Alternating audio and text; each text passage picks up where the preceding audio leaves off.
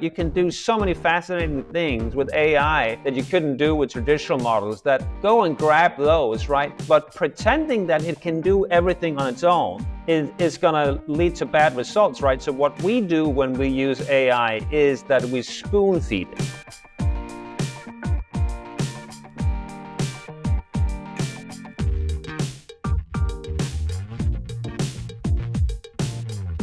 Hello everybody and welcome to a new episode of Conversations with Leaders. My name is Sam North and I'm a market analyst here at eToro, and I'm happy to be your host today. As we get to the end of 2023, everyone's focus of course is turning to what might happen next year, and central banks, at least for the most part, are looking at potentially cutting rates in 2024. So I feel like we've got the best possible guest for us today to talk through all of that. Jens Nordivg, who is a founder of two companies, which we'll talk about very shortly. We'll discuss that. And he's also a former MD at Goldman, head of research at Nomura and Bridgewater. He joins us here today. Jens, how are you?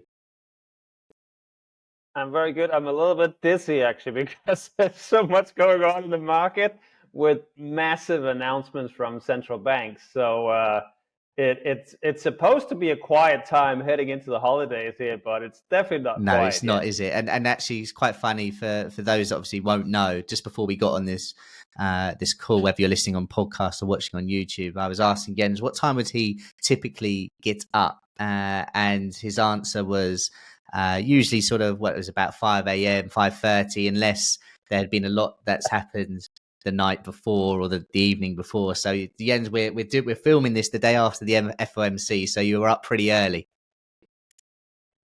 Yeah, like I have, it's a kind of work damage that I have that my body knows when the market is moving. So this morning I woke up at 4 a.m. before the alarm because this is a big moves in interest rates, right? So can't miss it. Absolutely, and yeah, it's funny that your body knows. It's like, right, okay, 4:30, get up now.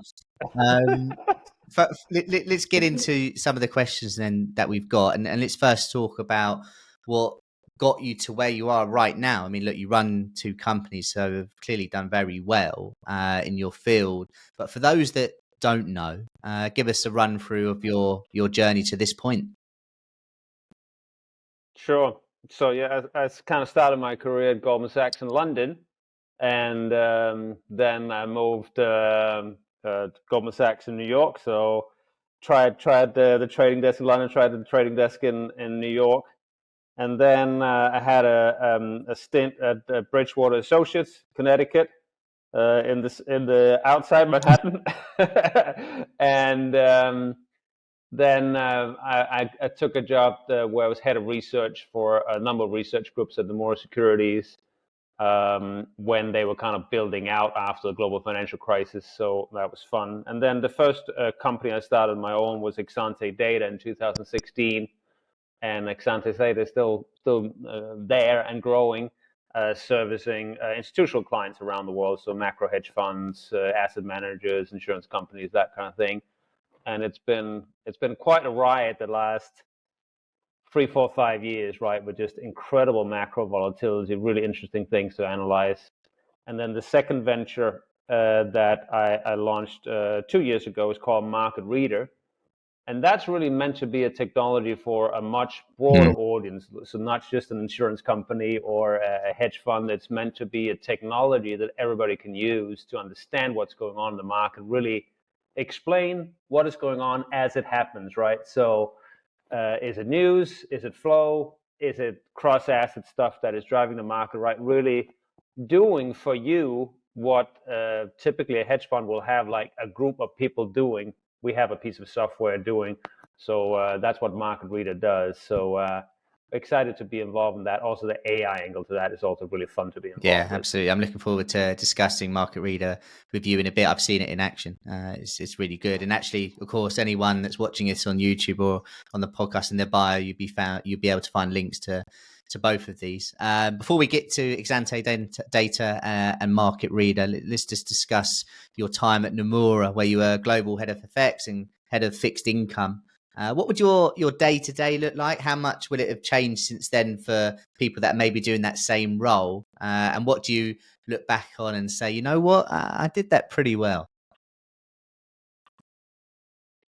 Well, so the main thing that happened when I was at Nomura was we had the euro crisis, right? So I remember sitting on the trading desk there, and first we had obviously Greece Yep. blowing up, so that was sort of the forward.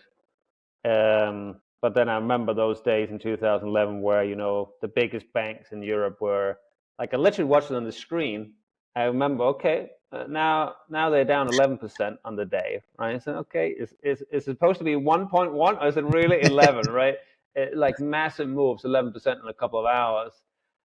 So we did a lot of work back then about, okay, what would happen if the eurozone broke to pieces, and I ended up writing a book about it as well that came out of the work I did at Nomura. So that was really interesting, not just from, okay, let's forecast what happens tomorrow in the market. Obviously, we had to do that, but also really thinking through what's actually the future of Europe if the euro doesn't survive. Right, that was before we had, QE was not allowed. There was all kinds of things in terms of like backstopping the financial system that was sort of illegal within the eurozone at that point in time. Those have changed a bit since then, but it was a very, very tense time. Actually, I was invited to do a speech in Italy a couple of weeks ago, which is still coming out of that work that I did back in 2011, 2012, right? So there's definitely people around Europe that have paid attention to that, read the book, and so forth. But yeah, there was a really interesting type of analysis to do. It's kind of mind-boggling if you think about it. If you want to actually get rid of the euro, what steps you would go through. It's really complicated to think about. Yeah, we spent a lot of time in the more to really think about the legal aspects of that. Kind of makes you kind of a little bit busy actually.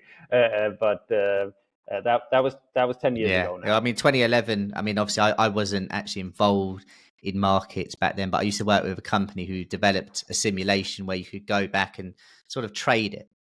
So the first time I did it, I realized, wow, 2011 was an insane year in markets. Is there one that you look back on? Like, have you got a favorite year, favorite moment? I mean, obviously, we've had in the recent years some insane moves in markets. 2020, of course, 2016, there were some big moves. Is there one year in particular that sticks out and you're like, wow, that was one I'd like to live through again, or not? Well, we've been through many of them, but there's just one experience analytically I think is very interesting. So I had one day in January Right. 2020, and I got a call from a big hedge fund in New York. One of the portfolio managers said, "Okay, have you noticed that there's something funky going on with some Chinese Ooh. stocks?" Right, and I look at, hundreds of assets every day, right? You always know where the dollar is, oil, and so forth. But there was some Chinese stocks that were moving a lot that I haven't paid attention to. So I started looking into it, right? And it was it was related to the COVID Mm. outbreak, right, that they had. And it was very, very important, right? Because knowing those specific stocks moving and starting to dig into why it was early Yeah. on made me make a decision that we actually allocated a lot of resources, a lot of people to forecast COVID very early on. So January 2020 was when we started to forecast COVID, right? And decided it was something that was going to matter for the global economy. So that was obviously a terrible pandemic to live through. But from an analytical perspective, it was fascinating to be able to forecast it, right? Because you remember we had all the Yeah. epidemiologists on the news all the time. And they always forecast like literally the end of the world, right? Because that was their job, to warn about the worst case. So being some of the first that actually came on and did like, what is the central case, not the worst case, there was a huge gap there. So it was very interesting. So I think in terms of like doing totally new stuff, like I'm not an epidemiologist, like we had to learn from scratch how to forecast these things, but it was very Yeah. interesting. So we've had that, and then obviously we had the big inflation moves over the last 2 years that have been really interesting to analyze, and obviously creating a lot of opportunities. Yeah, that's it. It's been a fascinating time in markets. And I remember 2020 January, there was so many like conflicting arguments. Oh no, it's just the flu. The market's not going to go down, and then you get the volatility, you get the recovery. Insane times. Let's now focus on the companies that you own. Exante Data will be the first one that we go from, and you founded that back in 2016. I just mentioned that was an interesting time in markets with Brexit and the Trump election. Can you tell our audience what it's about and how it has helped professional investors? Yeah. Well, so at Exante Data, the reason why it's called Exante Data is that we try to have a very data-driven approach to analyzing macro and do macro strategy, right? And I'll give an example, right? So back in 2015, 2016, one of the most important things that was going on was that China kind of had a balance of payments crisis. Like they were starting to have currency devaluation, depreciation running away from them. And they had to intervene an incredible amount in the market, like $100 billion per month to keep the currency relatively stable. So one of the first things we developed at Exante Data was a tool that could track how much intervention there was in real time. And we had investors that used that for trading currencies. We had investors that used that for trading like literally S&P or equity indices globally, right? So it was a very cool tool, but it changes all the time. Then we had like a year later, China put in place effectively capital controls, so they didn't have to intervene anymore. So the tool was totally obsolete. So we had to do something else, right? So some people have a company where they sell a time series, right? And so, oh, this is the data you can get from us, right? That's not what we do at Exante Data. We all the time develop new models depending on what's important in the market at a given point in time, right? So the data that we focus on this month is going to be different from the data we focus on that month. Like, for example, in March this year, when Silicon Valley Bank cracked, right? The most sought after data was deposit outflow from US banks, right? So we immediately created tools where we could look at that in daily and weekly space, high frequency data, right? And that was by far the most in demand data at the time, right? And now nobody cares about it. So we have to be pragmatic about, okay, where do we put the focus? So it's really a combination of having lots of data, lots of models that crunches it, but then having some humans that actually say, okay, now we need to focus there. Now we need to focus there, right? Because the AI and the robots or whatever models you have, they won't know how to shift the focus around. They might create very good insights, but they will kind of be in a static space, and you need the humans to decide, okay, this is where we're going to get aggressive now. Yeah, I mean, it's crazy just to think that the Silicon Valley stuff was this year. It seems like it was a lifetime ago. I mean, 1 week in financial markets can seem like a month sometimes. Yeah. It's just insane. All right, next up then, a slightly newer company, and this was 2022 you co-founded this one, MarketReader. I've had the opportunity to speak with you before this interview, and I've seen it in action, and I have to say it's brilliant. I think it's great, and I think a lot of people can really benefit from this. But for those that don't know, as I mentioned, the links in the bio where they can check it out. But you can tell us a little bit about it again and how it can benefit investors from all shapes and sizes. Yeah. So the basic problem with trying to solve at MarketReader is literally understanding what's going on in the market, right? The market is very complicated. Sometimes it moves for an obvious reason. Sometimes it moves for a reason that's very hard to understand, right? So we're trying to essentially say, what do the most sophisticated investors around the world do to understand price action in real time? And then we're trying to create a piece of software that does it for you instead of having, 10 PhDs sitting on a trading desk doing it, right? So if I'm going to simplify, there's like 4 dimensions to the analysis. Okay, what can move the market? It can be a piece of news, right? So it can be something that comes across a newswire. It can be Elon Musk tweeting something. It can move the market, or Trump in the days when he was tweeting could move the market, right? So that we would all think about as news. It could be something that's on the calendar, right? So it could be an earnings release for a company, CPI, FOMC, something on the macro calendar, clearly move the market. It can also be an option expiry, something that's regularly there and moves the market. We know about those things. Then it could be a flow. If somebody needs to do a block trade or a big option trade, it can move the market even if there's no news or nothing on the calendar, right? And then the fourth thing really has to do with how all the different markets are interrelated, right? So over the last couple of months, we've had a massive move in bond markets, and the bond market has been driving all the other markets, right?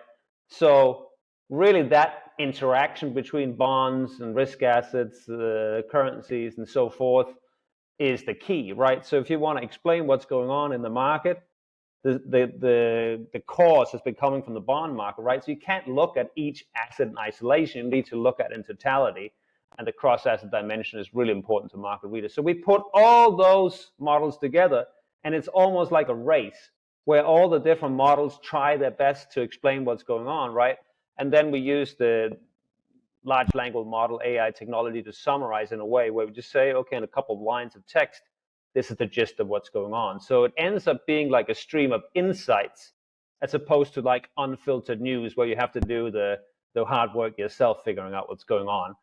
So we're pretty excited about what we've achieved. It's going to get better and better, but it has very good results. Like, so for example, back in March, it's a long time ago.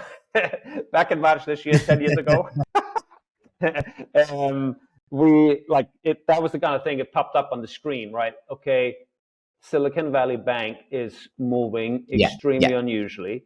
It's never down 6% in the aftermarket. Pay attention. It's because of their equity offering and that kind of thing, right? So it always finds the epicenter of the volatility. Where is the real action coming from, and tells you why, and hopefully quicker than other tools. And I can't stress how impressive that is. I mean, if I were, to want to find out why a stock moved, yes, I mean, look, there's some great accounts on Twitter, but you still got to filter through everything, and someone's got a different opinion. Obviously, you've got data that could come out, or it could be the FOMC, it could be options, like you said, the volume of block trade. But to have that all in one place and immediately be able to see a couple of lines, this is the reason why. I think that it's a no-brainer for investors of all shapes and sizes. And people that are using this now, is it big players, or have you also got smaller guys in there as well that have taken advantage of this one? Yeah, so we've been crunching on this, as you said, for about 2 years now, and we've started over the summer to onboard hedge funds to the platform, and we're rolling it out to different user groups. And we did a big presentation for financial advisors earlier this week, right? And we are allowing everybody on the platform. You can go to marketreader.com and check it out. It's something that everybody can use, right? Even if there's some very complex technology that underlies, like literally tracking everything in real time, the output should be very easy to understand. So that's what we've always aimed for, to make it available to everybody. And then obviously, it's also a technology where we're showing it on our platforms, but it could be that there are other trading platforms that want to use some of the content. Maybe eToro wants to have some of the insights available on their platform. So we could have that discussion after. Yeah, well, I mean, listen, from a trader's perspective or an investor's perspective, why wouldn't you want it? Let's move on then we've got a couple more questions that we'll go through. In your opinion, can AI help predict the Federal Reserve next moves, or is it a lot more complicated than that? And I mean, we literally had the FOMC meeting yesterday, but in response to that question, what do you reckon? So I think I'll just describe how we are using AI and are very excited about AI, right? So there's really two elements to what we do. And the first is a presentational element, right? When we started to build MarketReader, we had this army of models that were generating quant output. And it was so dense in terms of having, all these percentile statistics and so forth, that it was actually hard to sort of, what's really going on, right? So having the ability to summarize tons of information into like, okay, what's the essence of it? Really is a quite powerful thing. There's a reason why Twitter became popular, right? Because they distilled things into like 140 quick characters. There's a reason why people do a lot of texting on the phone. So it kind of allows those types of snippets to be generated in an automatic way that was not feasible 18 months ago. So that's the large language models. The other part, which is not about presentation, is about, okay, if I'm going to try to determine whether this piece of news could potentially be relevant for gold, right? It's not a simple math. Like, it's not like you put 2 and 2 together and you found the answer to that. It's kind of like, people call it fuzzy logic. It's kind of like you are in this kind of like spectrum, right? Or it's definitely not relevant, or it could be relevant, or it's very relevant, right? So you can use the AI to do these kind of determinations. This could be relevant. This could be talking about something the same in a way you could not do with other technologies. And that is something you can just, when you start to think about it, you can insert it in so many different levels. Like, for example, in social media context, like if we will pick up, 100,000 social media posts, right?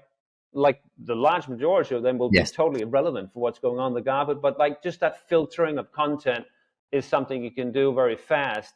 So I think it's fascinating what you can do with it. And then to go back to your actual question, okay, can you predict the Fed with it? Not yet, right? So I think it's really important when you use AI technology that you don't bully it.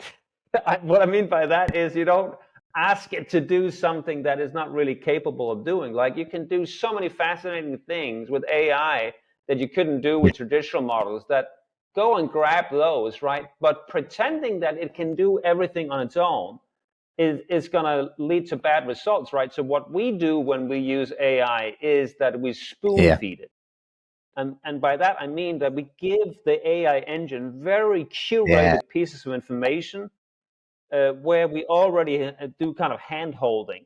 And that, I think, is what gives very good results, as opposed to just letting it loose and trying to kind of, do too much. And obviously, over time, it'll change what is too much, right? But right now, you need to be careful and give it specific things that it's good at, as opposed to believing it can do everything on its own. Giving it the right environment to grow and produce results. Sounds spot on to me. Last question then. I mean, for a lot of traders and investors, they're going to make their decisions based on trying to predict the future. And of course, they therefore are going to hope the majority of the market is going to agree with that view and the market goes higher or lower, whatever. If we take 2024 as a blank canvas, how do you see things unfolding? Is there anything particularly on the horizon that you've got your eye on, that you see things coming? Yeah. Well, so we've had incredible rates moves now over the last 6 months, with a massive run up in interest rates in August, September, October now, and a massive reversal in November and December, right? If I take a step back and I look at global inflation, and I'll tweet out some charts that show this on my handle at J Nordvig. Yep. Global inflation is almost back to where it came from, right? So we have all this focus on inflation. Obviously, people feel that prices have gone up, stuff is expensive. But in terms of where the additional change in prices is, it's pretty close to normal. So this is a huge deal. And I think when people analyze, so I live in New York, right? And people are obsessed with all the little different categories of, used cars, medical services. There's all these different parts of the CPI people get obsessed with, right? If you take a step back and think about what's going on in the world, like, okay, look at energy prices. Been going down for the last couple of months, even if the Saudis have tried to cut supply. Then you look at China. China has clear deflation, right? So their CPI is negative. They're exporting goods at lower prices. there are some things going on in the world that really suggest that we actually have some deflationary forces, right? So that doesn't mean that CPI is going to be negative in the US or UK, Eurozone in the next couple of months, but it does mean that we have a big counterforce to this above target inflation we've had. And it's going to be massively important, right? And we've had a huge rally in bonds, but I'll just give you one specific data point, right? If you look at real interest rates, so inflation adjusted interest rates in US 5-year bonds, right? They used to be zero. For many, many years, we had real interest rates that were around zero, right? And then we got to 2.5 in October, and now we're a little bit below 2, right? So from a big picture perspective, those real interest rates are still high. And that means there's still potential for bond yields to go down. And that means that all the other assets that are related to what these interest rates are doing, they can continue to have those dynamics we've seen in the last couple of months play out. And then I would say the sort of the second step of that is that there's some assets that typically are damaged by interest rates going up, right? And there are assets like gold, right? Gold doesn't like when other assets have high interest rates. So I think it's likely that gold is going to start to have a move. There are currencies such as the Japanese yen that tends to get very damaged when interest rates go up. So we're going to have a reversal of that.